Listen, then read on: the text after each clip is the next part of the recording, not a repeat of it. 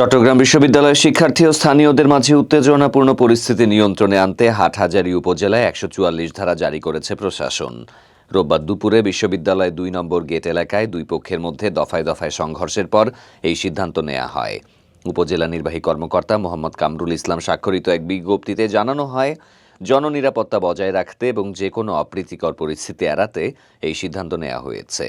চট্টগ্রাম বিশ্ববিদ্যালয় সংলগ্ন হাটহাজারী পৌর এলাকা ও বিশ্ববিদ্যালয়ের ১০ কিলোমিটার এলাকার মধ্যে রোববার বিকেল ৩টা থেকে সোমবার রাত ১২টা পর্যন্ত ১৪৪ ধারা বলবৎ থাকবে। এই সময়ে কোনো ধরনের সভা সমাবেশ, মিছিল, শোভাযাত্রা, বিক্ষোভ, সমাবেশ, অস্ত্রবহন, ৫ জনের বেশি লোকের সমাগম, যে কোনো ধরনের কার্যক্রম নিষিদ্ধ ঘোষিত হয়েছে।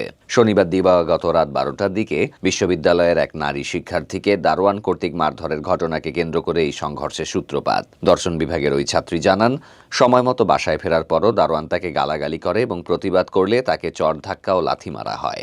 এই ঘটনার জেরে শিক্ষার্থীরা প্রতিবাদ করতে গেলে স্থানীয়দের সাথে তাদের সংঘর্ষ বাঁধে। এতে অন্তত ২০ জন শিক্ষার্থী আহত হন, যাদের মধ্যে প্রায় ২০ জনকে চট্টগ্রাম মেডিকেল কলেজ হাসপাতালে ভর্তি করা হয়। কয়েকজনের শরীরে দেশীয় অস্ত্রের আঘাত ছিল।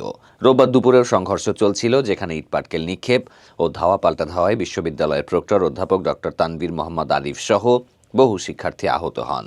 আহত শিক্ষার্থীদের সংখ্যা দেখে চবির senior medical officer Mohammad Tipu Sultan বলেন, একদিনে এত শিক্ষার্থীকে আহত অবস্থায় আমি কখনো দেখিনি। এদিকে প্রত্যক্ষদর্শীরা জানান, রাত ১:৩০টার দিকে সহকারী প্রক্টররা পুলিশের সাথে ঘটনাস্থলে গেলেও স্থানীয়দের আধিপত্যের কারণে বিশ্ববিদ্যালয়ের ভেতরে প্রবেশ করতে পারেনি। পরে রাত ৩:৩০টার দিকে সেনাবাহিনী ঘটনাস্থলে এলে পরিস্থিতি কিছুটা স্বাভাবিক হয়।